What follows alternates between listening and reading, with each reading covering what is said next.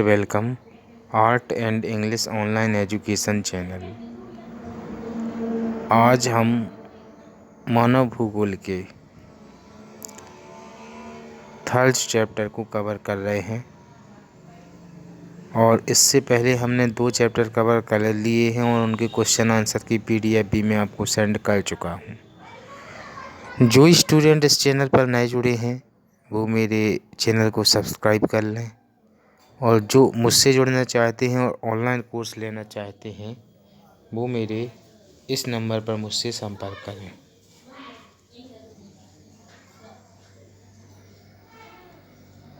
Seven 7828462303।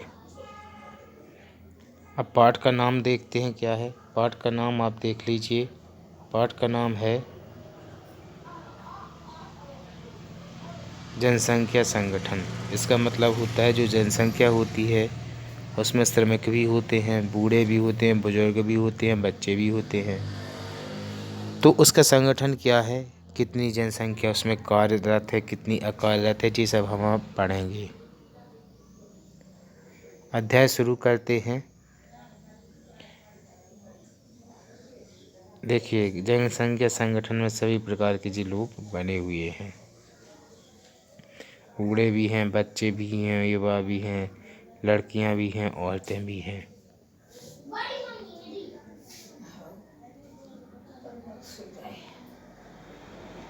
किसी भी देश में विविध प्रकार के लोग रहते हैं। प्रत्येक व्यक्ति अपने आप में अद्वितीय है। लोगों को आयु, लिंग तथा उनके निवास स्थान के आधार पर अलग किया जा सकता है।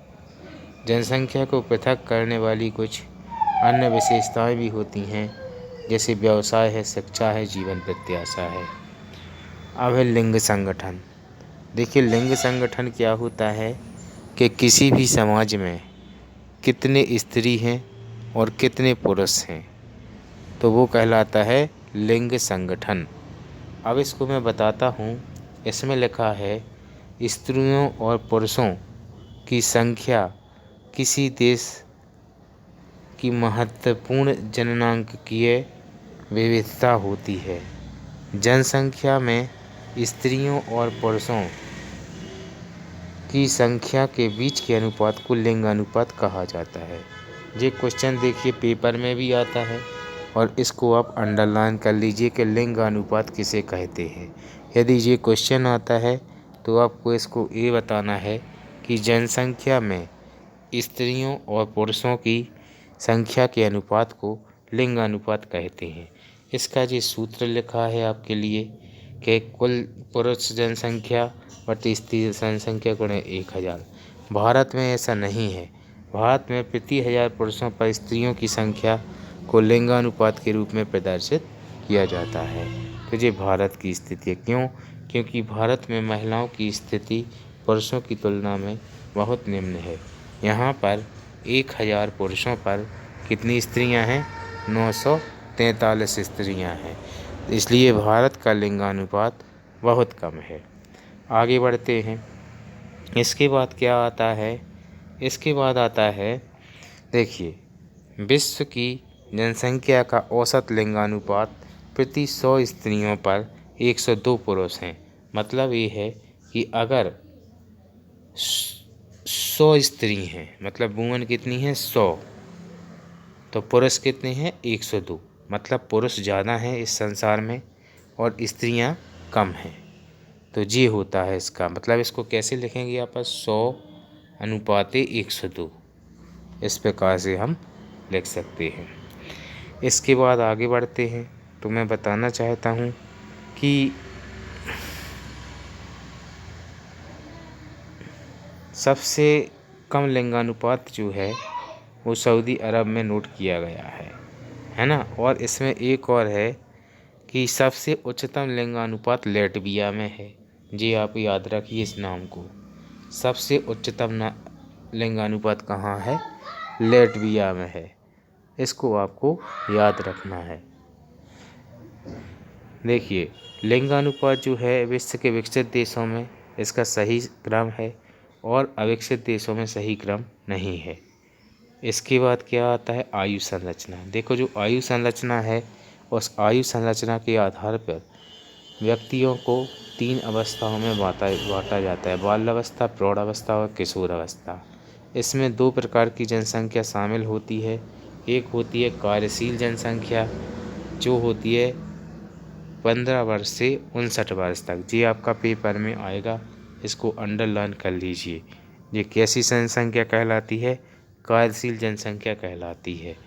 15 वर्ष से 59 वर्ष तक कौन संख्या, जनसंख्या कार्यशील। इसको आप लोग नोट कर लीजिए, ये पेपर में आएगा।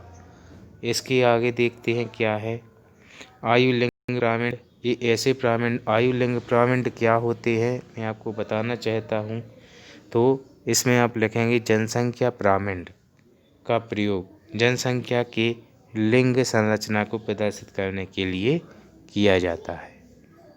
आई होप आपको जी समझ में आ रहा होगा। देखिए एक आयु संरचना नाइजीरिया की दी गई है। लिंगानुपात, ये पुरुष हैं, इसमें ये पुरुषों का कॉलम है और ये स्त्रियों का कॉलम है। तो ये आप लोग बोर्ड की सहायता से समझ सकते हैं।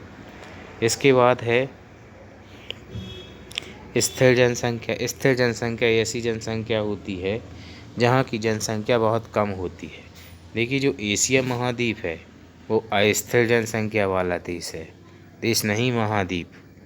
और जो यूरोप है ना, यूरोप महाद्वीप है स्थिर जनसंख्या या शून्य जनसंख्या वाला महाद्वीप।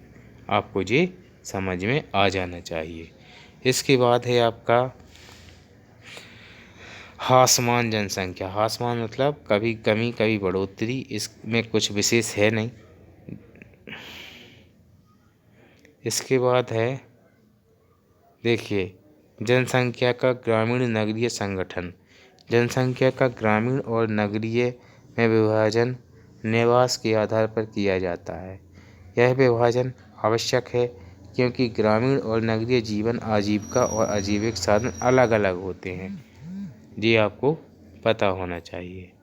इसके बाद आगे बढ़ते हैं, आयु लिंग संगठन व्यावसायिक संरचना जनसंख्या का घनत्व तथा विकास का स्तर अलग अलग होता है। किसमें, ग्रामीण में और नगरीय में।